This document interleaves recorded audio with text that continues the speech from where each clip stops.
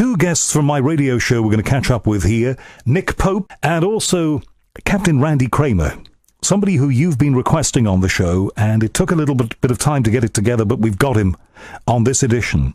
Captain Randy Cramer claims that he is part of a secret force that is already exploring and part of Mars.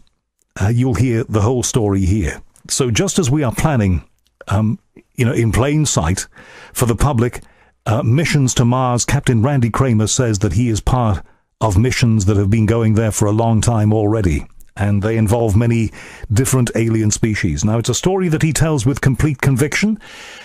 You have wanted to hear him on the show. I know that some of you will find it tests your credulity somewhat, but he is completely committed to the story, as you will hear on this edition. But all right, two guests from the radio show.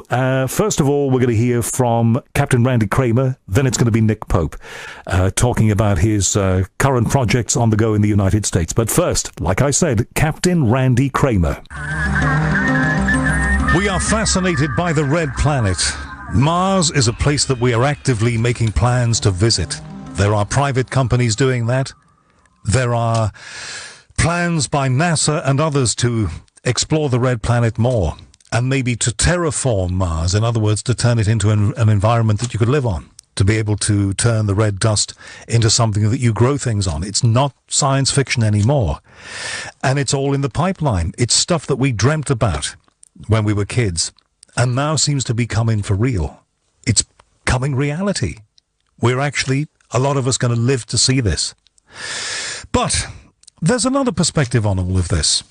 What if I told you that there are people who say that we have been to Mars, we're actively involved in Mars, and we have a team of people who are explorers of Mars already? I'm thinking here about the man we're about to speak with, Captain Randy Cramer. He claims to have spent 17 years on Mars and 3 years on a secret space fleet as part of explorations. Now, a few of my listeners have got in touch with me and said, you've got to get Captain Randy Cramer on here, and I know he's done American radio, so let's put him on and see where this goes. Can I call you Captain Randy Cramer or Randy? Randy's just fine. Randy, thanks very much for coming on. Talk to me about you then. What's your background? Wow. Well, I guess if you're asking about my military background, I am literally born out of a project that was dreamt up in the mid-'60s to augment and or create from scratch genetically augmented soldiers. And so before sort of 1965, there was a lot of different programs trying to do gene therapy and other such things to augment already living soldiers. And then some people decided that we really should just start from scratch and build them from the ground up. So you're saying that the U.S. military was trying to enhance the quality of soldiers so that they could perform better?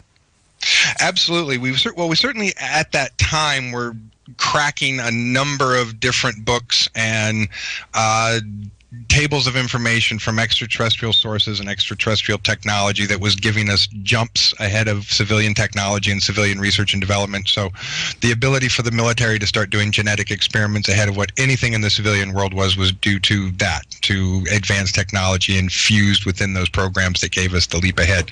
So once we had access to that technology, people wanted to figure out how to use it. And so the first thing to do was try and figure out how to augment who you've already got. And then once we did enough tests with that and realized that it was minimally effective, that you really just had to do what some of the ETs were telling us that we needed to do, who were working us, including scientists who were coming down, working in our labs on the ground on terrestrial soil with us, to advise us, now you really want to do this right. You got to start from the ground up, and you got to build the chain and build a map and start from the beginning, and don't try and do it later on. Randy, where did you come into all of this then? Where were you serving? With whom?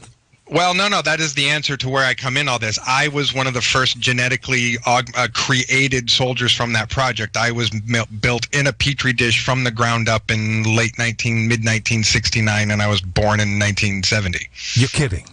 No, absolutely not. That is a fact.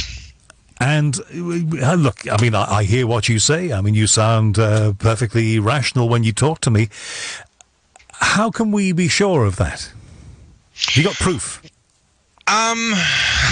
Not the kind that I could show you through radio channels, that's for sure. The main piece of proof that I have to throw out to people is that I live in the most militarized nation in the world. We have no sense of humor at all about people who impersonate officers for any reason whatsoever. And if I were impersonating an officer, and I've spoken to my attorney about this, there are absolutely steps that would be taken by the FBI and by the Marine Corps to discuss with me about my fraudulently doing so and how I needed to cease and desist and do that. All right, so if they thought you were passing yourself off as Captain Randy Kramer of the Space Corps, they would close you down fast. Well, I'm saying is that if I were doing that fraudulently, the process that they would follow through on is to contact me and tell me to cease and desist and show proof, in which case then I would say, great, I'd love a hearing in a JAG officer. And my lawyer has essentially assured me that I'm probably never going to hear from them because they never want to give me a hearing. But the real answer is the reason why they would not confront me about that is because I am not committing fraud. And otherwise they would. That's really the best answer that I have is I live in a country that has no sense of humor and does not consider any excuse acceptable to impersonate an officer. And you just couldn't go around saying you were a Marine Corps officer and be lying about it and not be accountable for it. And I've been doing this for years now. And if anyone wanted to talk to me about it, which I've said a number of times in interviews, if anybody from the FBI, Justice Department, Marine Corps wants to come talk to me and discuss what I'm talking about or doing, I'd be happy to chit-chat with them about jurisdictional jurisprudence. So you're saying that they're letting you do this, and they're letting you come on radio shows like this one because you're telling the truth. But if you were telling the truth, wouldn't that be a reason to close you down? Oh, I'll go a step further than that. No, the command staff of United States Marine Corps Special Section decided that they needed a public spokesperson to act as their public relations officer. And apparently there was a short list of which my name was put on. And then when they went through that list, eventually it came up to me. And then my brigadier general asked me very politely if I wanted to be the public spokesperson guy. And first I was like, not really. But he convinced me. And I said, all right, fine. And so, yeah, my commanders have absolutely authorized me through a number of legal parameters which exist in the United States Marine Corps Special Section Special Code of Conduct that go beyond giving me permission outside of security clearance. There's actually a legal mandate for me to do what I'm doing. Okay, I've talked a little bit about that in interviews before, but it's kind of a lengthy legal argument. I've got a million questions for you, but let's wind it back to when you came into this world. You say you were created artificially in a petri dish, and you somehow came up from there. What was your early life like? Where was it spent? What did you do? Sure. Well, protocol there is to take a engineered embryo and implant it into the terrestrial human mother and parental units, which you're taking the basic genetic information from. So my physiological parents, which the basic information was taken from and then, added to, augmented, and changed in the petri dish, as it were. I was born to those parents, and I lived, a fairly normal middle working class life in the Pacific Northwest, like anybody else around me, and had a pretty standard education and a pretty standard life up until the points when traumas and memories started to take the forefront, and I had to figure out what was going on and take 100% dedication to move the memory blocks which are in place, which are security precautions, really, both for you and your family and this. Did you go to school with ordinary kids? Oh, absolutely, yeah. Well, there's two things happening there at the same time. You're living a normal life, which you wake up every day and you perceive that you are going through normally. And then usually at nighttime, when they decide to go take you away for training periods or educational missions or educational experiences, whatever the training is, which ends up being a number of years total worth of training, because they start when you're a toddler. Who are they? Who are they taking you away? Oh, this is a program that was run by United States Marine Corps Special Section called Project Moonshadow. It was a program that started with 300 boys and girls, right. About 75% of them boys, about 25% of them girls. So you were created for a mission right from the start. Absolutely. Yeah, as part of a larger group whose sort of, as a larger test group would be to say, if we create soldiers this way using this format. Is it successful? Does it work better than other ways that we create soldiers? And we've been done very well. So I think that we proved our point that it was a better way of making soldiers. And your physiological parents, who contributed to you, how involved were they in this? They must have been totally involved in this. I can't work that bit out. No knowledge whatsoever. They had no knowledge of it. Whatsoever. All right. And so how did you get knowledge of it then? If they didn't know, who told you? Well, I always would wake up with memories of things that would happen in the middle of the night. You would just wake up and sort of disassociate them, thinking, wow, that was the strangest, longest dream ever, even though you had a dream that seemed to last days or weeks at a time and seemed to be very consistent and not have weird dreamlike qualities to it and have a very solid linear timeline to it, other than that, you wake up and there's sort of this when you're talking about how conscious brainwave activity works, when you move from delta theta wave sleep states and move up through what's called your alpha bridge into your beta states, you often forget and disassociate what's happening in that theta or delta state. So because primarily what you're being trained in is in a lower brainwave consciousness state, which is actually better for training than a high beta state, so that when you come out of sort of into your waking consciousness, you kind of shake it off and go, wow, that was a really weird long dream, even though nothing about it, if you were to sit down with a dream analyst at that age and talk to them, would really indicate that you were having a dream. They would go, wow, that is the weirdest experience I've ever heard. But you don't think that when you're 9 years old. You just think, wow, I just had the weirdest, longest dream ever. And I learned after a few conversations with my parents, like, waking up and sitting at the breakfast table and saying, wow, I had this weird dream last night, let me tell you about it, and getting those disconcerted looks from your parents to know I shouldn't bring this up again. That makes them worried. Did they think you needed help? No, because otherwise I was a smart, well-adjusted child that did well in school and didn't have, emotional outbursts really, and was incredibly well behaved. So they had no reason to think otherwise. So when did the force that created you to serve intervene and start getting involved in your life as a kid? When did they start training you? And how? The earliest memories of training are probably really somewhere between about 3.5 and 4 years old. Very young. Very, very young. Right. Okay, and you would be taken away from your parents for training. Right. And they didn't know anything about this. Well, no. When I was a kid, if anybody had taken me away from my mum and dad, they'd be hearing from my dad pretty damn quick. Right. So your parents, they must have been aware of this, or they must have made a fuss about it. If you were disappearing for periods going to get training, and you weren't with them, presumably, surely, I mean, some of this doesn't, I have to say, some of this is difficult to take in, because if they didn't know anything about it. Or I guess we're missing an important component. What's the missing link then?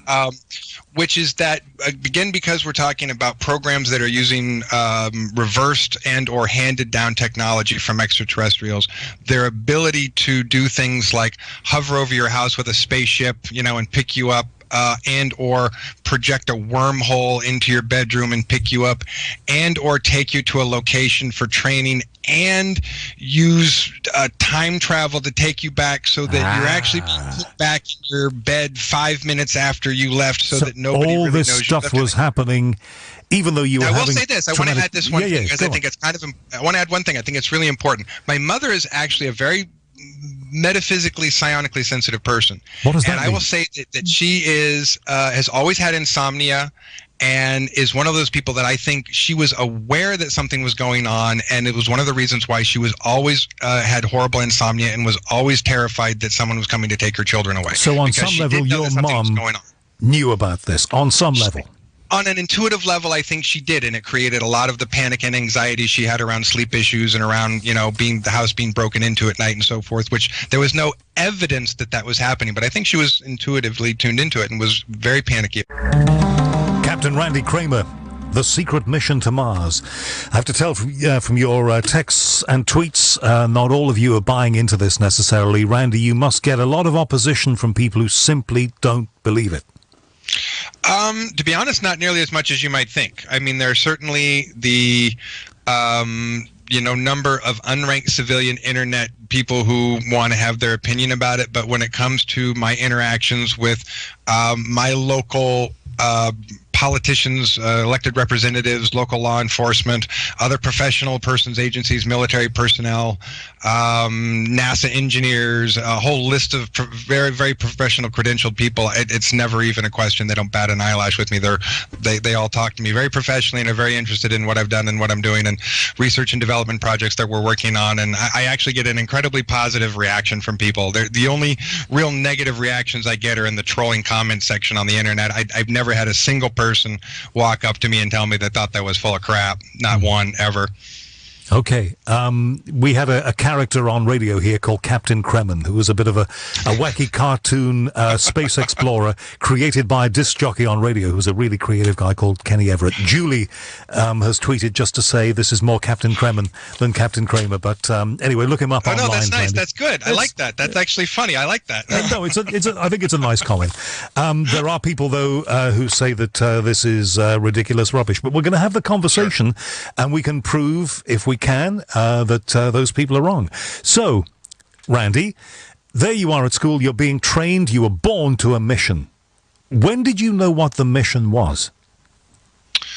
Not until I got there. So when I was deployed, which was when I was 17 years old, I was led away in the standard format at that time, which was through a jump gate or wormhole door that opens up in the wall or a door in your room, and went through there by a couple of technicians that lead you back and forth, and typical walk down the hall, get on a TR-3B Black Manta, which is this black triangle ships that the military has. A TR-3B Black Manta? Yeah, they're the black triangle ones that everyone sees. They're called the Black Manta. They're made by Northrop. It's called the TR-3B because it's a triangle ship. You're saying that they're ours and not theirs? Yeah. Primarily, if you see a black triangle, that's one that we built. Yeah, primarily. Okay, well, they are a commonly reported UFO. They're all both sides of the Atlantic and around the world. Oh, yeah, they're all over. I have said this before. They are the covert military space program workhorse. They are used by everybody for everything. They shuttle things and people back and forth, cargo back and forth, and do surveillance missions. And I mean, they are just the workhorse because it's the first perfected intrasolar space vehicle that we perfected and mass produced, and it's just. They're ships that were built in the late 60s and early 1970s, which are still in commission, that are still running. They're rusty, shaky buckets, but they still get the job done, apparently. So you were being really taken away. Piece of hardware. The point is that you were being taken away by various craft and various means. Now, if I was being taken away, especially when I was younger, I'd kick against it.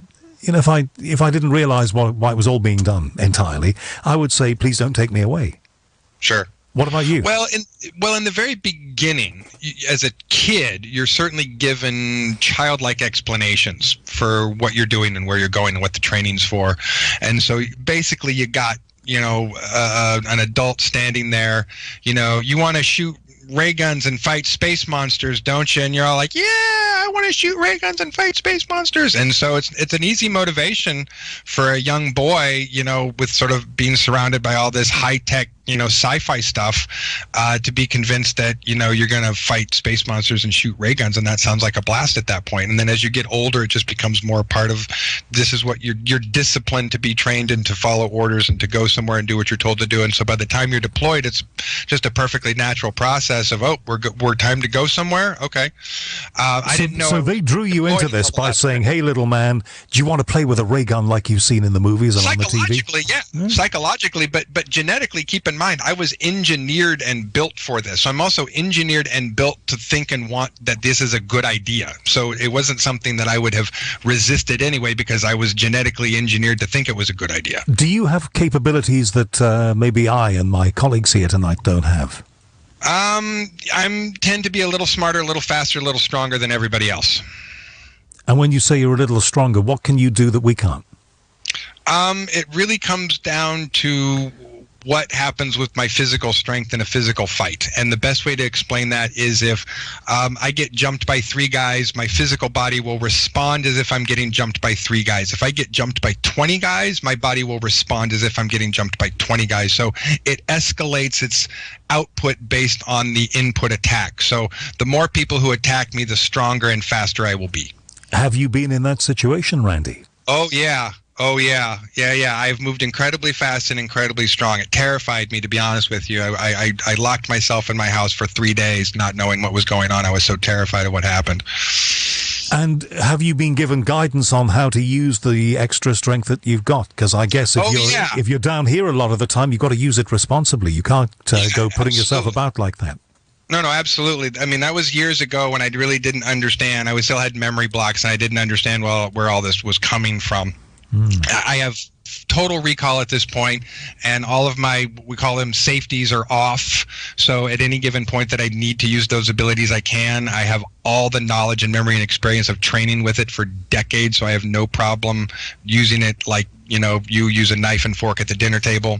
So it's a skill that is completely under my control and completely in my grasp, and has its own safety protocols to, you know, keep me from, you know, killing innocent people and so forth. But basically, anyone who wants to attack will be sorry to be hurt very badly by me. I've never lost a fight. And in terms of physical capabilities, can you kind of, I know you probably can't leap tall buildings in a single bound, but can you sort of jump over high walls and stuff like that and run faster? Well, yeah, like I said, it's situation responsive. So the faster I need to run, the faster I'll run. The higher I need to jump, the higher I will jump. And like the actual limitations of that, as far as like inches and feet, are classified. But again, it escalates based on threat. So we're not really sure what the top of those scales are sometimes, because we haven't necessarily seen top scale threat. When did you get to know that you were being prepared for a mission to Mars? I never knew that I was being prepared for a mission to Mars. I knew that I was being prepared for something. Even in my waking, conscious, walking down the street moments, I knew that I had a job and some kind of special mission, and I was being prepped for something, even though I had no idea what it was.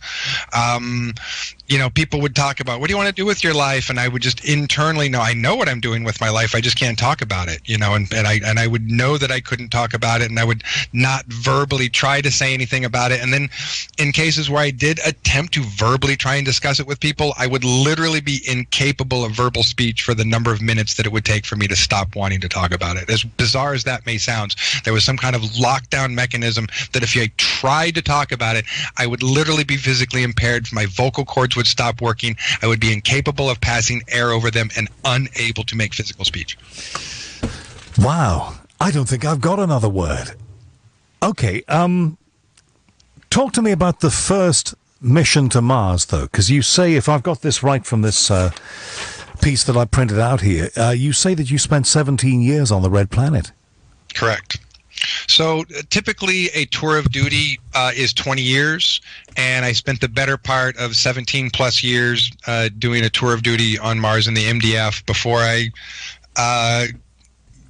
got a promotion and got to go to flight school, and then got to be a pilot and finish out my tour of duty as a pilot on the Nautilus, which is one of the larger Naval Space Command sort of spacecraft carriers, if you want to call it that, that has a number of air wings of these sort of dart vehicles on them, dart craft on them that go really, really fast, and we patrolled the solar system to keep it safe from things. And that was my 20-year tour. So the most of that was spent on the ground on the MDF, though, yeah. All right, I'm getting with the program now. So you spent all those long periods, but because they've got back-engineered technology, presumably, that allows them to compress time, you are not like 60 or 70 years of age now, which you would have to be if you'd served all of those periods. See, now here's the funny part, right? Is because of their ability. Okay, so they call it age reversing, but it's not really age reversing. At the end of your 20-year tour, they take you back to LOC, which is Lunar Operations Command on the moon, and they say, okay, we're gonna, you know, wipe out your memory from all the traumatic, secure things that you don't want to remember anyway, and we're gonna send you back in basically hatch you out a new clone body that's the same age when they took you away. And I know this is going to sound weird to some people again, but high advanced alien technology and science has gotten us to understand that the human soul is a quantum fluid and can be removed and pumped out of the body, put into another container, and held and or put back into another vessel or another body. And so through a mechanism which I was not conscious for, obviously, and I do not recall or do not know how it works, other than they're able to remove the soul from that body, put it into this younger clone body that's the same age when you left, repress all your memories, and then put you back, and you essentially wake up, 15 minutes after you left from a 20-year tour, again with this sense of, wow, I just had the longest, weirdest dream ever that went on for decades, but I must not have, because I'm looking in the mirror and I'm still 17 years old and I'm looking at myself and it's the same day that I went the bed I went the night before. And so you obviously know something's wrong. You obviously know something's not right. You obviously know that you experienced something, but any ability to try and prove it or connect it at that point, you can't, because you're in a younger body. Of course, some people would say that's very convenient. Well, and it's a security precaution too, as well. And so the answer to the actual question there is, because of training periods and the 20-year tour, quantum dilations, my actual chronological experiential age is about 80 years old. So I am an 80-year-old man in a 45-year-old body, 46-year-old body. That must mean you're incredibly wise. I don't know if that's true. I'd like to think that I've taken my best experiences and try to learn from them and not make dumb mistakes anymore. If that's wisdom, then I guess I got a little, but I don't know if I can claim tons of wisdom at this point in my life. Hold that thought. Captain Randy Kramer of the MDF is online. MDF not being something you buy from B&Q to make cupboards with, but it's a Mars Defense Force. We'll find out more about this, and we'll ask him the questions that I'm sure you are wanting asked. What is it like being on Mars? Okay, we've seen the pictures, but apparently there is more to this than meets the eye. And I will also remember to ask him in the next segment after we've taken these commercials about the Lunar Operations Command or Center, wasn't it? Which is like an intermediate base, he said. If it's there, why haven't we seen it? These questions and more for Captain Randy Kramer coming next. Hey, Randy Kramer, you are dividing my audience here. Some of them love it, and some of them say, gee whiz, not sure about this, but amazing stuff. Okay, let's, if you just joined us now, if you're half an hour into this hour and you missed the first half hour, if you see what I'm saying, Captain Randy Kramer is a man who was bred for missions to Mars. And he was taken away from home, deputed to go to Mars for very, very long periods, like a couple of decades, but then brought back, and by means of time compression, something very similar, gets back in his bed at home and is only 17 years of age. Now, I've heard you tell that story on American radio exactly like this. You are not inconsistent with your story. I have to give you that. When you tell it, you always tell it the same. And they do say with people who are making stuff up, there are inconsistencies in the story. So I have to give you this, Randy. It is the same story wherever you tell it. And it is amazing. I think that's just because I tell it how I remember it every time. So there's a reason why. All right. Okay. Well, you've got a rapt audience across the nation in the UK and around the world listening to you. Everybody wants to know, how do you get to Mars? How long does it take? What's the journey like? And when you get there, what's it like? Well, in the case of how we got there, I mean, there's a number of ways to get there. They certainly have jump gates that go there. Jump gates? Yeah, jump gates are one way that people get there. I didn't Which get there are by jump gate? Wormhole generator that basically creates a portal, a gate in front of you, and you walk through it and you come out the other side at another location. Little, like wormhole gate, jump gates, what we call them. And who generates those? Where is? I mean, is there some secret base in the U.S. somewhere where somebody does this? Oh yeah, I mean it's definitely among the most advanced and sort of cloistered technologies. So there are plenty of people who don't have access to it, who would love to have access to it, who have to resort to other ships that go much slower than jump gates do. But depending on what your purpose is and who you have as your friend and whether you can get access to one for the purposes that you need to, depends on a number of classifications and where you work and so forth. But yeah, there's a number of them all over the place. There's a number of departments who have them, but it's very advanced technology, and not everybody's got jump gate technology. And when you go get there by jump gate. When you go there, when you go to Mars, whether it's by jump gate or you're taken there by ship, craft, whatever, you're not alone. There are other people.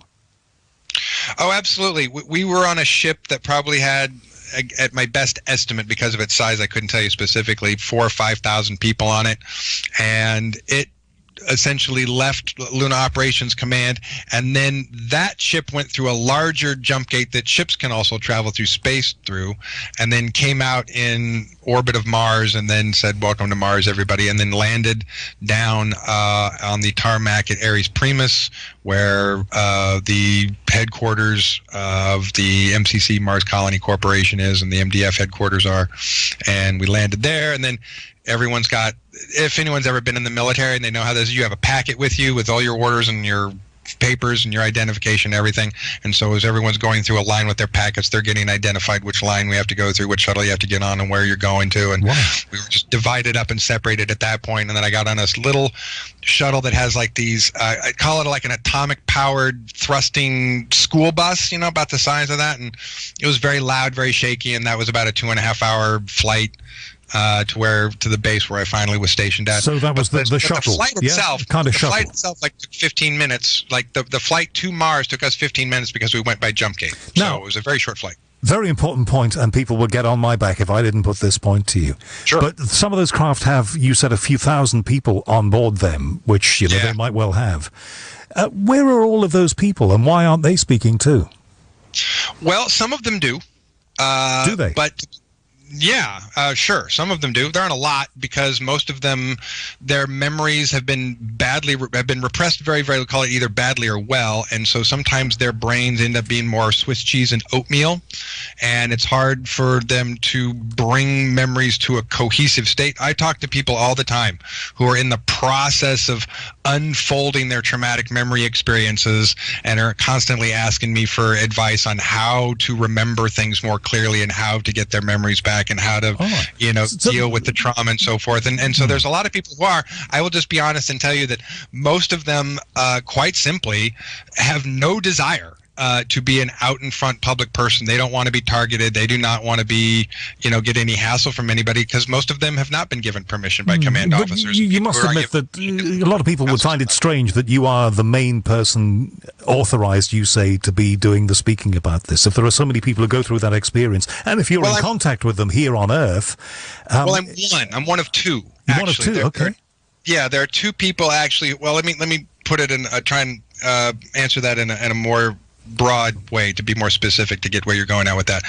The larger fleet that Naval Space Command sort of runs for the planet is divided into two fleets in the same way that here in America we have a Pacific Fleet and Atlantic Fleet to separate, ships and guard sort of two different coastal ports. And so in order to sort of divide up policing of the solar system, it's easier to sort of divide it in imaginary line down the middle of it and have a fleet on the one side and another fleet on the other side. So you have the equivalent of sort of this Pacific and Atlantic Fleet, and they are called Solar Warden and Radiant Guardian. Now, each fleet decided that they needed to have a spokesperson, and that they would pick a spokesperson, and each of those spokespersons would come out about the same time. And which one are you the spokesperson for? I am the spokesperson for Radiant Guardian. The other spokesperson for Solar Warden is a gentleman by the name of Corey Good. You may or may not have heard of him. Is he in America? He is, absolutely. If you don't know about him, look him up. He's actually does a lot of public speaking, and he's recently been talking a lot about some of the wild stuff that's happening down in Antarctica. He's actually does a lot more public work than I do right now, because public relations is just the tiniest of my jobs right now, but he does a lot more public speaking than I do. You said policing the solar system. Mm-hmm. Who is policing the solar system? Well, Earth Defense Force, Naval Space Command, and this other sort of loose international group of military persons who sort of conglomerate together to make up the fleet. So a number of participating countries have officers and pilots and so forth that they contribute to the larger program, and then those people are distributed throughout the fleet in various missions and persons. So this is real-life Star Trek, then? It's the Federation? Pretty much. I mean, except that and if you want to get all nerdy about it, the Federation's mission was very diplomatic and peaceful and was non-military, and we definitely have a military mission because we consider the military protection of the solar system to be absolutely necessary given the tangible threats that we have to deal with, which again aren't so horrible that we can't deal with them, but there is a list of tangible threats that we have to deal with. Now, one of our listeners, Hedy, who is a scientist and is a regular contributor to this show, says prolonged exposure to 17 years or whatever of Martian gravity would cause massive bone deterioration. How did you avoid that? Well, we have this amazing medical technology that was used on us all the time because we were in the field engaging in regular combat, and I've had my arms and my legs blown off so many times I can't even count. And they essentially use what we call a holographic regenerating medical bed technology, which uses a projected hologram at a cellular level to convince your body to regrow and damaged and ripped off limbs. So and what's that technique called again? I love the name of that. What's that called? Holographic? A holographic regenerating medical bed. Holy moly! It uses a hologram that has a resolution at the cellular level that projects of a perfect image of your body that restores damaged tissue, and or at the end of a severed limb will fool that cellular tissue to keep going. Because the only thing that stops your tissue from growing when you've blown off a limb is it reaches, there's nothing here to keep going to. But if you convince it by having a hologram at a cellular level that it goes, I can just keep growing, you essentially fool your body that it can just keep growing and you can regrow an entire limb. Right, so there's a master template of you somewhere. They have that they use it, your perfect genetics.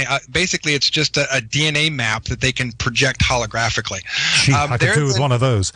Well, there is a university outfit of some guys who have a primitive software that does the same thing. And basically what you can do is put in a genetic code, and it will give you a simplified virtual model of what that person will look like. So very external, not like to any kind of cellular resolution. But that technology has already been developed by a university here in the States to take that genetic code and then translate that into what that should look like as building blocks, and then project the image of the person that would make. So it's just a more precise software and hardware to get the results that I'm talking about. All right. When you're not serving the fleet and doing this job of talking to the world about what you've been through, what do you do? What do you have a regular job in the States? My regular job is as an independent field commander of United States Marine Corps Special Section. So under that series of duties is three main things right now that I have to deal with, which is criminal investigation, research and development, and public relations. So the research and development... investigation? Yes. I have a couple of I'm just going to call them strange X-File type cases that have been given for me to deal with that involve criminal activity of a very unusual nature, which because it's an open criminal case, I can't really say anything more about it. But that's my top priority, to be honest with you right now. Randy, what does it say on your paycheck? I don't get one. That's why I'm an independent field commander. I'm responsible for dealing with all of my own resources and so forth. How do you live? Which is why. How do you make ends meet, as we say here? How do you pay for your food, your accommodation, all the rest of it? There's some wonderful people who have been wonderful and helped me out when I've needed it. I do teach a psionics class, and every once in a while when I do one of those, I get a marginal fee for teaching a class. Okay, I get teeny fees for public speaking, which doesn't amount to anything. But to be honest, it's some really wonderful people who have picked up the slack and said, we want to help you, and have taken care of that for me. So really some wonderful folks. But I know it's not called this, but why aren't the Star Corps paying you? Oh, that is actually a more complicated legal reason. Being activated under the independent field commander clauses, I actually have a greater legal authority to do the things that I need to do as an independent field commander, not getting a paycheck than I would getting a paycheck, which would actually limit what I can do. That's without a much more complicated legal discussion of that. It's a very specific legal parameter on being independent versus being completely dependent on them. Do you often get asked the question I've just asked you about how do you pay for all this? Not a ton. I mean, every once in a while, but like I said, I've got some wonderful people who have been really great and just really stepped up to the plate to help out.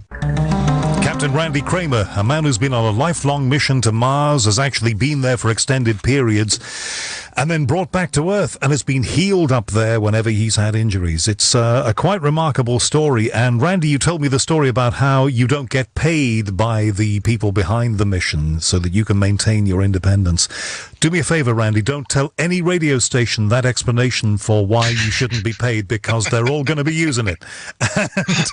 And, I've got bills to pay, but I do too, believe me. It is an issue, and I've had to discuss this with my Brigadier General many times, and his explanation, which gets very complicated in legal mumbo jumbo to me, is always the same, which is ultimately I have way more legal authority and power to do the things that I'm doing than I would if I was taking a check from him under the laws, the independent field commander clauses in the USMCS SSC. Have you got a contract? Have you got a contract that you can read like a piece of paper with these people? Not in front of me that I could show you. I mean, let me put it this way: in a box somewhere in a vault, that my records exist, and then there is a contract. I'm going through a process to try and get them, but I don't expect it to happen soon. There's essentially a backdoor, side door process to go through an elected representative, and they can make certain requests, and it's a long, tedious affair. And I don't expect, to be honest, we expect to get way more traction doing some of the other things that we're doing, the work that we're doing now, than going that route, to be honest with you. So I've almost abandoned it because I think I'm going to be able to get them through a much quicker means by going another direction. Randy, where you live, do you have neighbors? Yeah, sure. Do they know what you do? Some of them do, sure. And what do they make of it? Some of them are, huge fans, I guess is a nice way to say it. I mean, I've got a couple of nice neighbors down the road who, listen to all my interviews and love the crap out of me. My next door neighbor, I've been keeping her posted for a while, and she's always been worried for my safety more than anything else, bless her heart. But, again, as much as, you might hear people going back and forth on the internet, none of the people who I have personally talked to, had personal experiences with, who've personally met me, have ever given me any crap whatsoever, and have never questioned me. All right. If we can minimize or reduce or completely remove the expletives, that would be great. Although, I think it's late at night. That's probably okay. All right. I try my best, but I do have a potty mouth. I try. Sorry. Okay. Well, this is the radio, and we are the United Kingdom, and we try and rise above those things. Okay. So, Mars. What's it like to be on the surface of Mars? Well, the gravity is less than half. It's about 0.4, so it's much lighter. That's for sure. And that's why you have the extra strength, then, presumably. Well, I mean, first of all, we're there in an augmented, powered body armor environment suit. So, not only do you have the ability to sort of jump higher and throw things farther, you're in a powered body armor, so you can even jump higher and farther and throw things farther. So it's a little crazy. But you're not allowed to bring that back with you. Oh, heck no. Let me put it into another perspective. If we were to have extraterrestrials from a larger, heavier gravity planet come here, they would be able to lift cars and jump, across buildings and so forth. So when we go to Mars, we're that species. We're that alien from a heavy gravity planet that can jump over houses and throw cars. Got it. What about your interactions, if there are any, with what we call ETs? Do you have any of those? Yes, certainly we had, rough and tumble combat on the Red Planet itself between two different reptoid species and an insectoid species from time to time. But I have to say that my most... If I'm going to say that there's an icing on the cake anywhere in this, if I'm going to say that there's one thing that was a trade-off that I got out of my career here that made it all worthwhile, it was what I'm about to tell you. Was while I was on the Nautilus, I was very, very, very, very fortunate on a number of missions to the Intergalactic Space Station, not the International Space Station, the Intergalactic Space Station that rotates around Jupiter, which is a meeting place for a number of species from all over the place. And we meet there, other people meet there to have some really fascinating discussions, mostly diplomatic arrangements, contract negotiations, etc., treaty negotiations. And on a number of occasions, I was tag along, basically, as one of the only flight officers with hand-to-hand combat experience. I was a just in case, even though there was never a just in case. It was always very peaceful arrangements. But they wanted one guy who could stab somebody in the eye with their thumb if they needed to, and that was me. So I got to go along, Lovely. and I got to sit at many different tables across from many different species while senior officers were having many different discussions, initial negotiations, contract negotiations, treaty negotiations, first contact meetings. It was one of the most amazing things ever. And in who are your building, favorites? Dozens of species. Who are your favorites? I'm sorry? Who are your favorites? Oh, gosh. I mean, on Star Trek, I used to like, on the old series, the little Tribbles. They were good. But, I mean, of all the species, you know, who are the most interesting and the ones that you like? Or do you like them all? You know, as a person who has always been very sort of like science motivated. I mean, I was a nerdy science kid, you know, from the get-go. And so I was always fascinated and interested, no matter what they looked like, no matter where they were from, no matter what their behavior was. I was always fascinated and interested to understand what in the world it was like. All right. So you're a diplomat. Somewhere else. You're a diplomat. You're a diplomat, and you like them all. Last question, and we've got to have a quick answer, I'm afraid, Randy, because we're out of time. What an interesting hour this has been in so many ways. But if these things are on Mars, the bases and all the rest of it, if there is an intermediate base on the moon, if there's an intergalactic space station, why can't we see any of this? Well, because the lunar activity is on the dark side, first of all, and there are some photographs of some of the bases and so forth back there. I don't necessarily have them because it's not something I focus on. Corey Good, you want to see some photographs? He's got photographs, and I mean, he's got a ton of stuff on the dark side of the moon. We'll be calling him. As far as the Mars is concerned, they definitely are using some of the most advanced cloaking devices ever. So there are things that you simply won't see because there's a cloaking device making it look like it's just not there. But I would also say this: anyone who wanted to sacrifice, thousands of hours of their life and go through the European Space Administration Mars photos, which are some really, really good color, high resolution photos, there's some amazing things to be seen there. I've gone through some of them, and some of the large ships in the middle of nowhere, in canyons in the middle of nowhere, what look like, very old building structures. I mean, there's some stuff to see there. But when we get these orange pictures back from Mars, from NASA, they're all orange tinted, and it looks like rubble up there. I mean, there are some people who say that they can see figures and various other things, but, it looks like rubble, mostly, just nothing in particular.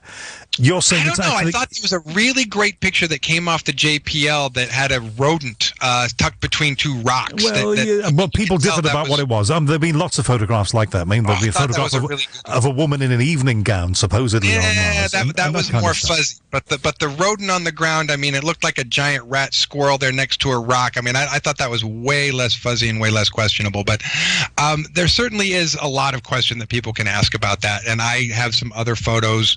I have JPL photographs, satellite photographs of forests on Mars, showing infrared pictures of forests and animal. It says in the bottom, even in the tagline, forest with wildlife, with animals, with biological life. They look to me kind of like they're so far away because of the infrared shot. I don't know. They look kind of like camels, almost like elephants. I really can't even say. But you can see the trees. You can see forests. You can see these biological animals that look like they have four legs. So there is evidence out there. I have a few things I can send you if you want. I just don't tend to gather a lot. Send them. I've got to see them. Listen, we've got to go. But Captain Randy Cramer, I have a million more questions I've no time to ask you. Thank you very much. And please take care. You can have me back anytime. It's not for me to say that none of that was correct. I don't know. And do you? If you can prove that it isn't, or prove that it is, then I would really like to speak to you as well. Next up, Nick Pope, the man who worked for the British Ministry of Defence collating UFO reports. One of the coolest jobs. Now, they don't do that anymore. They disbanded the unit that does that back in 2009. Nick Pope moved to America and continues to do his work, as you are about to hear. Just have to explain to our listeners, this is a Skype connection. It may occasionally falter, but it's better than a croaky old phone line. Talk to me about what you're up to these days, then. How life has shaped up for you. Are you still collating UFO reports? Do people still contact you with those? A lot of people do reach out to me with their own sightings, experiences, but to be honest, now that I've left the British government, I don't have the resources and the capabilities to investigate other people's sightings. I don't have, for example, access to the Ministry of Defence resources and capabilities when it comes to imagery analysis. A lot of people send me photos and videos, but I simply can't do it. I just don't have access to that capability anymore, and I have to pass things like that either to a civilian group such as MUFON, Mutual UFO Network, or if it's in the UK, perhaps BUFORA, British UFO Research Association. But I have plenty of other things that are keeping me busy. I'm doing lots of television work over here. Series like Ancient Aliens, of course, are absolutely huge, but there's also NASA's Unexplained Files, Unsealed, a new show called UFOs: The Lost Evidence. It's almost constant. They're going to love your British accent as well. You said that, of course, you don't have access to all of the archives of the MOD. Are they still keeping any kind of archives? If I wanted to make a report of something that I saw in the sky, perhaps near some military facility somewhere in East Anglia, where would I turn these days, and would anybody be listening? Well, you could contact the community relations officer at local level through a military base, but frankly, they're likely to give you the brush off and suggest that you simply contact the media or a civilian UFO research group. Really, the government's involvement in this subject finished in December 2009, when, after over 50 years of this, the Ministry of Defence axed the UFO project as part of a wider round of defence cuts. And since then, yes, there's been a vast number of files declassified and made available to the public, some of that at the National Archives, some still to come. There are still 18 files that they're working on, some of which should be out later this year, a few of which might actually, you might have to wait till early 2018. Right. Well, you worked there. You're going to know roughly what's in them. Are they going to be interesting to us? Oh, very interesting. And yes, not only did I work on them, but I wrote some of them. And of course, I've been involved in part of this program to release this material. I often do media interviews about them when these files are released. And this was a process that started, by the way, in May 2008, when the first batch of files was released. And so far, we've managed to get over 60,000 documents into the public domain. A lot of it fascinating stuff. No smoking gun, sadly. No spaceship in a hangar document for people. But that's not to say there isn't a wealth of fascinating information there. Cases where these things were seen by pilots, police officers, military personnel, tracked on radar, and policy papers too. Very interesting, showing how the government handles this subject with Parliament, the media, and indeed the public. And how does the British government, or how has the British government traditionally handled this? Well, I think the polite way to put it, and I was as guilty of this as anyone, is that we span. We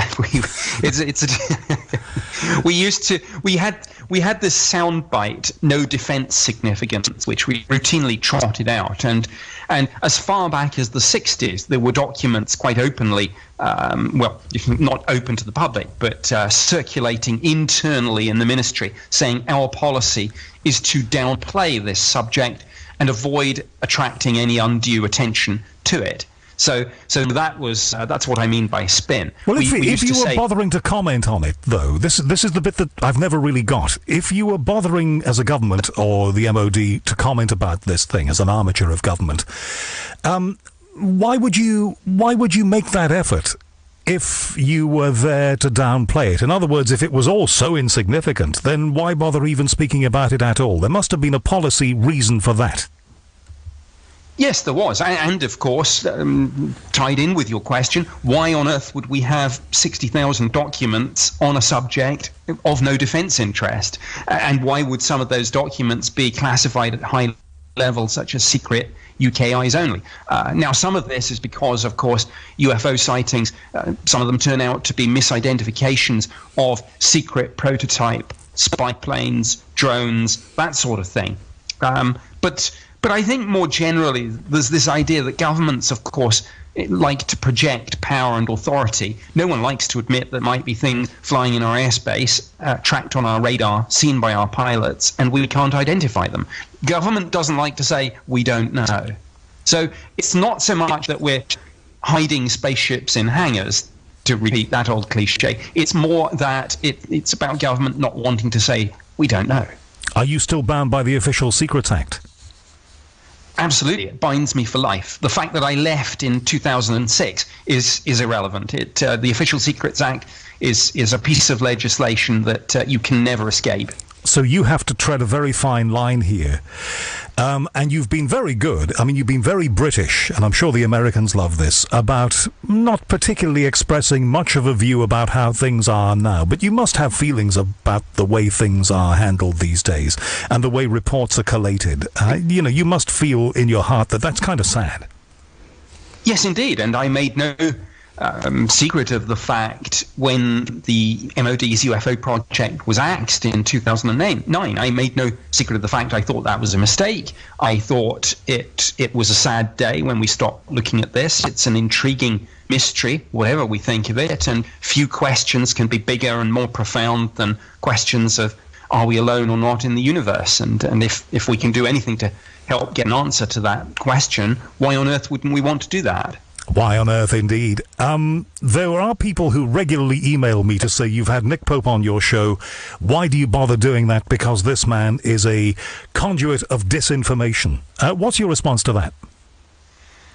Well, how can I respond? In a sense, if somebody wants to believe that I'm still secretly on the payroll and that it's all disinformation, misinformation, etc., etc., me saying to you, well, Howard, now that's not true. Those people aren't suddenly going to go, oh, thanks, Nick, for clearing that up. They're going to say, well, he would say that, wouldn't he? So it's in one sense, it's a pointless argument to have. If people want to believe I'm still part of the conspiracy on this as they see it, then that's what they will continue to believe. Do you believe there are people within the portals of the armed services in this country who perhaps believe in their own hearts that a different line ought to be taken about this? And if there are things that ought to be known at a deeper level, and I'm not saying that there are, but if there are, we need to be a little more frank and we need to be a little bit more forthcoming. I'm sure that's true. When I worked for the Ministry of Defence, and I was there for 21 years, of course, only 3 years on the UFO project, so much of my government career was spent doing other things. Ironically, my final posting was in the Security Policy Division.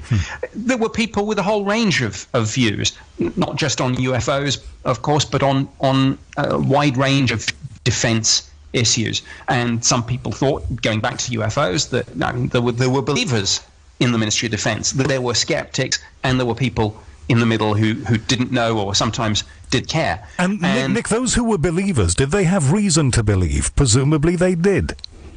Well, some of the most intriguing times I had on this was going to training courses on whatever the subject was, meeting Air Force personnel and invariably swapping stories about your job. And when they found out that I'd done the UFO job, they would sort of come to me over the coffee and biscuits at break time and say, look, Nick, I saw this extraordinary thing. So yes, to answer your question, sometimes those believers in the MOD, in the military, were believers because of things that they had seen and experienced themselves.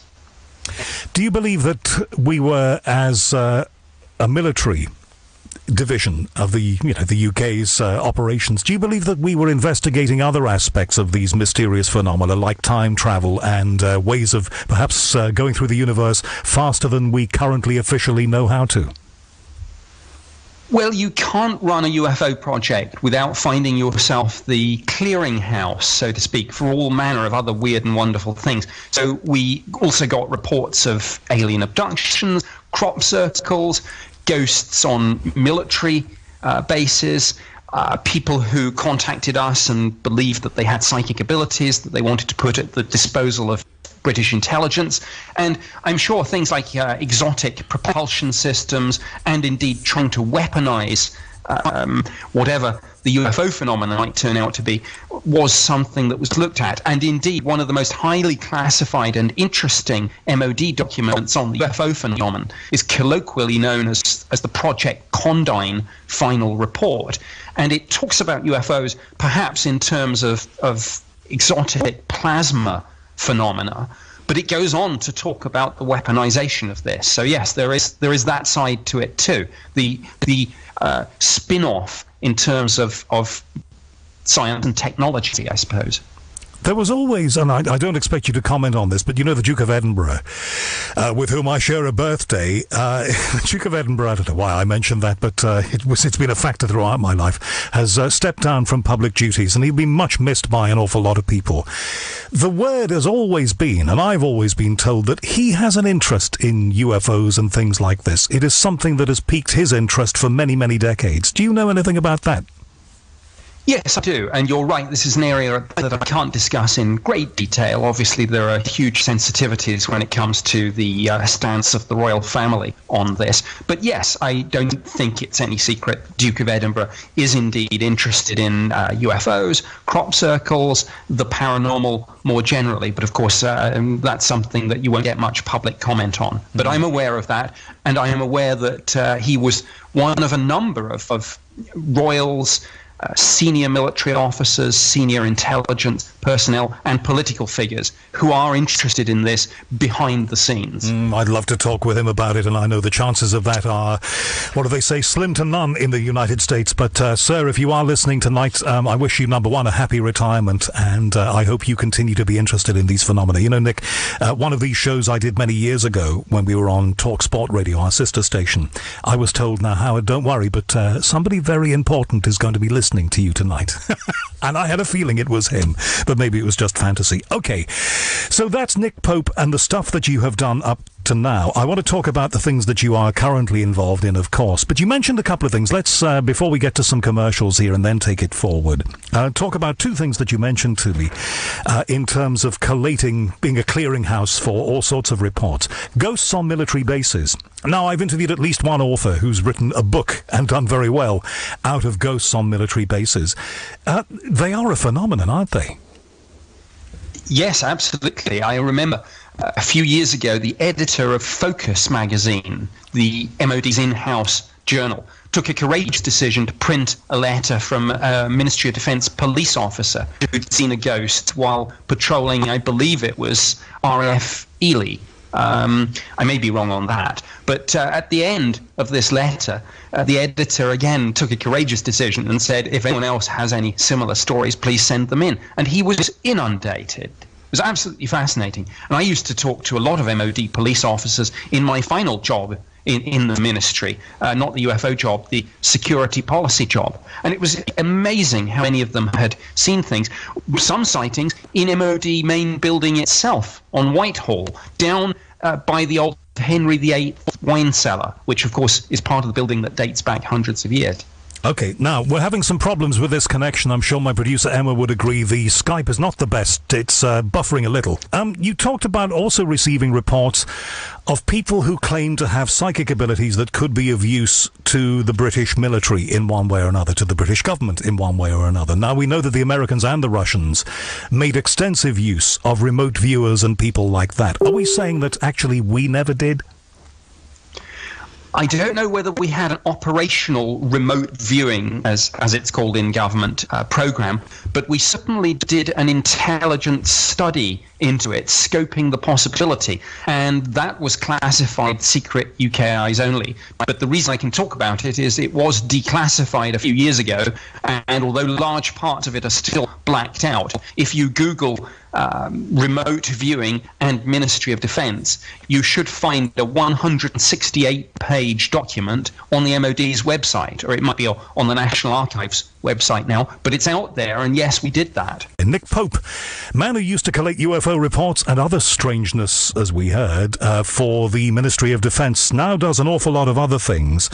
And linked to the stuff that you used to do, Nick, you do a lot of conferences, and I know that you've got a big one coming up. It was huge last year. It gets bigger every year. Contact in the Desert. That's this month. Talk to me about that. Well, Contact in the Desert was described by USA Today as the Woodstock of UFOs. And it really is. It's quite extraordinary. It's held at the Joshua Tree Retreat Center in California, literally in the desert. And it's going to be May 19th through to the 22nd. And it reads like a who's who of the whole UFO field. Giorgio Tsoukalos from Ancient Aliens, George Noory, Linda Moulton Howe, Jim Mars, myself, many, many more. And it's great fun. It's very hot, as you can imagine. Contact in the Desert, the clue's in the title. And the aircon is working full time. But it's a great experience. People literally come from all over the world. We had a British contingent come over in previous years, and it's interesting and it's fun, but take plenty of bottled water. Right. Well, I'll be warned and advised. But I don't want to sound like a bitter old geezer who can't get there. But is it true that the people who go there, they tell the same stories every single time? What I'm saying is that there seems to be nothing much that's new in the UFO field. There are various people who go to conferences and they trot out their stories, much the same. They take questions from the audience, which are sometimes more interesting than the actual story that you may have heard before many times yourself. Anyway, is there anything new in this field? Is there anything new under the sun in the desert? There is, but you're right. Let me go back to your question. You're absolutely right. A lot of people do give the same presentation twice, and that's one of my pet hates. I personally have had a policy for some time now that any conference I go to, I will deliver a completely new presentation. And I know others do as well. Some don't, you're right. But I think the way to look at this is, I know that some of these conference organizers say that they're modeling themselves on something that you'll find in the scientific community and academia. Hand on heart, they probably aren't. A lot of these things are more akin to fan conventions. But my point is this: if you went to a Star Trek convention and you heard William Shatner tell the same anecdotes that you'd maybe heard a few times before about how the different actors got on, you wouldn't really mind that much. The point is, you're up there, you're hearing Bill Shatner do his stuff, you're having photo and autograph opportunities, you get to hang out with the people, and that's what people really go for. But there is some new information presented too. You just have to read the talk abstracts. It's all on the website, and decide what interests you. Now, there are so many speakers on at this event that sometimes they've got 3 talks at once. So there will be, however many of these things you go to, there will be people that you haven't seen before, and there will be presentations that are new. You're giving a new presentation. I don't expect you to blow all the details here, but can you give us a taster? Well, I'm going to give an update on the program to declassify and release the British UFO files, but I'm also giving what I call what is the title that I've selected for the thing? Inside the Dream Factory, which is going to be what I call this. It's more the water cooler moments of what it was like working at the MOD, not just on the UFO project, but some of the other jobs too. So to give people, as it were, a seat at the table, it's going to be a much more personal kind of trot through some of all this, and interactive as well. Some of the workshops at Contact in the Desert give you the opportunity to, you said earlier that sometimes the questions are more interesting than the presentations. I'm one of these people that believes in giving the audience their say, so I'm going to make mine much more interactive, and I can do that because it's a much less formal setting, the workshop setting. If I was there, I'd be drilling down into those water cooler moments. I would want to know about the days when you received a report and you started to inquire into it, and you really believed this time we might be onto something and it might be the real deal. And there must have been days like that. There were indeed. Each investigation was new. Each time you had this sense of, where is this going to take me? And you never knew. So I know it's one of the great cliches of many jobs where people say, what I like about it is no 2 days were ever the same. I can say with hand on heart that applied to my time on the UFO project. One time you might get a report from a pilot. Next day you might get a letter from a class of school children doing a project on this. Next moment, drop everything. The subject's been raised in Parliament and the Secretary of State needs some lines to take on all this. You never knew. And when you were writing, did you write briefings for ministers, for the Secretary of State? Yes, absolutely.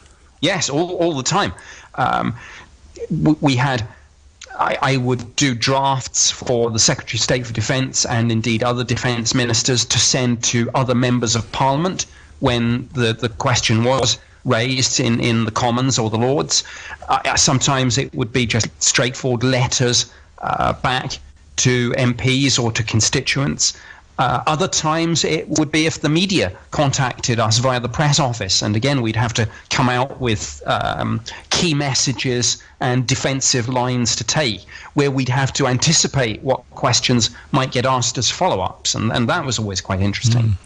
It makes me wonder, why would you want to take a defensive line, though? You know, why, if this is, it's a fairly neutral subject, unless, of course, you know, they really are observing our Earth, and there's more to all of this than meets the eye, and perhaps there is some kind of collusion between government and alien species and all the rest of it that so many people talk about.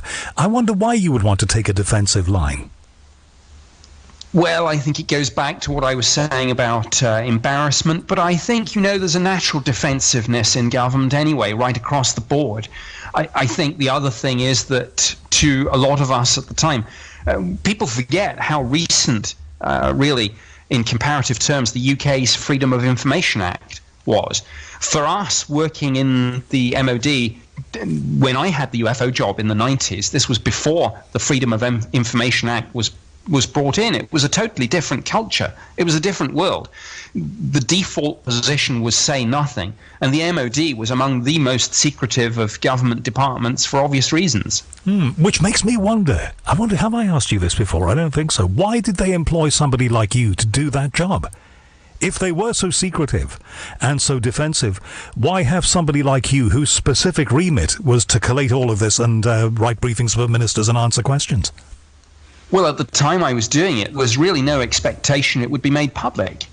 I think a lot of us did this firm in the belief that if these files ever were released, it would be under the old 30-year rule, and you know, we'd be long since retired. So all this work we were doing, whether it was ministerial briefings or the investigations themselves, we never really thought it would see the light of day.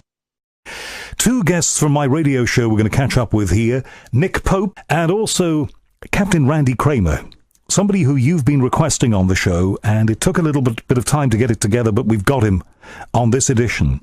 Captain Randy Cramer claims that he is part of a secret force that is already exploring and part of Mars.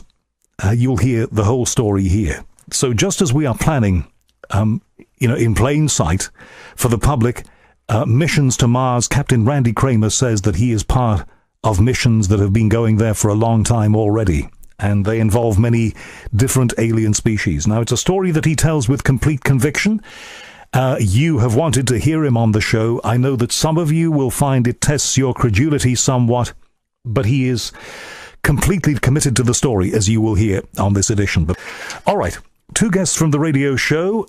First of all, we're going to hear from Captain Randy Cramer. Then it's going to be Nick Pope talking about his current projects on the go in the United States. But first, like I said, Captain Randy Cramer. We are fascinated by the red planet. Mars is a place that we are actively making plans to visit. There are private companies doing that. There are plans by NASA and others to explore the red planet more, and maybe to terraform Mars, in other words, to turn it into an environment that you could live on, to be able to turn the red dust into something that you grow things on. It's not science fiction anymore, and it's all in the pipeline. It's stuff that we dreamt about when we were kids, and now seems to be coming for real. it's coming reality. We're actually, a lot of us, going to live to see this. But there's another perspective on all of this. What if I told you that there are people who say that we have been to Mars, we're actively involved in Mars, and we have a team of people who are committing fraud, and otherwise they would. That's really the best answer that I have is I live in a country that has no sense of humor and does not consider any excuse acceptable to impersonate an officer, and you just couldn't go around saying you were a Marine Corps officer and be lying about it and not be accountable for it. And I've been doing this for years now, and if anyone wanted to talk to me about it, which I've said a number of times in interviews, if anybody from the FBI, Justice Department, Marine Corps wants to come talk to me and discuss what I'm talking about or doing, I'd be happy to chit-chat with them about So you're saying that they're letting you do this, and they're letting you come on radio shows like this one because you're telling the truth. But if you were telling the truth, wouldn't that be a reason to close you down? Oh, I'll go a step further than that. No, the command staff of United States Marine Corps Special Section decided that they needed a public spokesperson to act as their public relations officer. And apparently there was a short list of which my name was put on. And then when they went through that list, eventually it came up to me. And then my brigadier general asked me very politely if I wanted to be the public spokesperson guy. And first I was like, not really. But he convinced me. And I said, all right, fine. And so, yeah, my commanders have absolutely authorized me through a number of legal parameters which exist in the United States Marine Corps Special Section Special Code of Conduct that go beyond giving me permission outside of security clearance. There's actually a legal mandate for me to do what I'm doing. Okay, I've talked a little bit about that in interviews before, but it's kind of a lengthy legal argument. I've got a million questions for you, but let's wind it back to when you came into this world. You say you were created artificially in a petri dish, and you somehow came up from there. What was your early life like? Where was it spent? What did you do? Sure. Well, protocol there is to take a engineered embryo and implant it into the terrestrial human mother and parental units, which you're taking the basic genetic information from. So my physiological parents, which the basic information was taken from and then, added to, augmented, and changed in the petri dish, as it were. I was born to those parents, and I lived, a fairly normal middle working class life in the Pacific Northwest, like anybody else around me, and had a pretty standard education and a pretty standard life up until the points when traumas and memories started to take the forefront, and I had to figure out what was going on and take 100% dedication to move the memory blocks which are in place, which are security precautions, really, both for you and your family and this. Did you go to school with ordinary kids? Oh, absolutely, yeah. Well, there's two things happening there at the same time. You're living a normal life, which you wake up every day and you perceive that you are going through normally. And then usually at nighttime, when they decide to go take you away for training periods or educational missions or educational experiences, whatever the training is, which ends up being a number of years total worth of training, because they start when you're a toddler. Who are they? Who are they taking you away? Oh, this is a program that was run by a United States Marine Corps Special Section called Project Moonshadow. It was a program that started with 300 boys and girls. Right. About 75% of them boys, about 25% of them girls. So you were created for a mission right from the start. Absolutely. Yeah, as part of a larger group whose sort of, as a larger test group would be to say, if we create soldiers this way using this format, is it successful? Does it work better than other ways that we create soldiers? And we've been done very well. So I think that we proved our point that it was a better way of making soldiers. And your physiological parents who contributed to you, how minimally effective, that you really just had to do what some of the ETs were telling us that we needed to do, who were working us, including scientists who were coming down, working in our labs on the ground on terrestrial soil with us, to advise us, no, you really want to do this right. You got to start from the ground up, and you got to build the chain and build a map and start from the beginning, and don't try and do it later on. Randy, where did you come into all of this then? Where were you serving? With whom? Well, no, that is the answer to where I come in all this. I was one of the first genetically created soldiers from that project. I was built in a petri dish from the ground up in mid-1969, and I was born in 1970. You're kidding. No, absolutely not. That is a fact. And look, I mean, I hear what you say. I mean, you sound perfectly rational when you talk to me. How can we be sure of that? Have you got proof? Not the kind that I could show you through radio channels, that's for sure. The main piece of proof that I have to throw out to people is that I live in the most militarized nation in the world. We have no sense of humor at all about people who impersonate officers for any reason whatsoever. And if I were impersonating an officer, and I've spoken to my attorney about this, there are absolutely steps that would be taken by the FBI and by the Marine Corps to discuss with me about my fraudulently doing so and how I needed to cease and desist and do that. All right, so if they thought you were passing yourself off as Captain Randy Kramer of the Space Corps, they would close you down fast. Well, I'm saying is that if I were doing that fraudulently, the process that they would follow through on is to contact me and tell me to cease and desist and show proof, in which case then I would say, great, I'd love a hearing in a JAG officer. And my lawyer has essentially assured me that I'm probably never going to hear from them because they never want to give me a hearing. But the real answer is the reason why they would not confront me about that is because I am not. Explorers of Mars already. I'm thinking here about the man we're about to speak with, Captain Randy Kramer.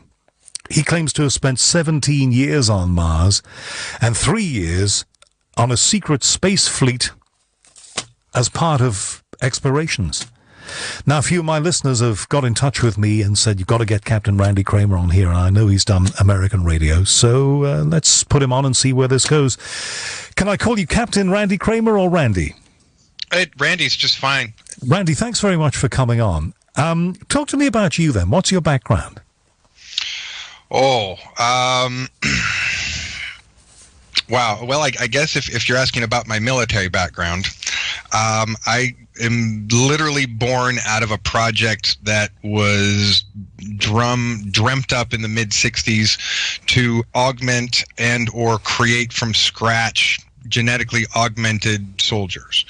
And so before sort of 1965, there was a lot of different programs trying to do gene therapy and other such things to augment already living soldiers. And then some people decided that we really should just start from scratch and build them from the ground up. So you're saying that the U.S. military was trying to enhance the quality of soldiers so that they could perform better?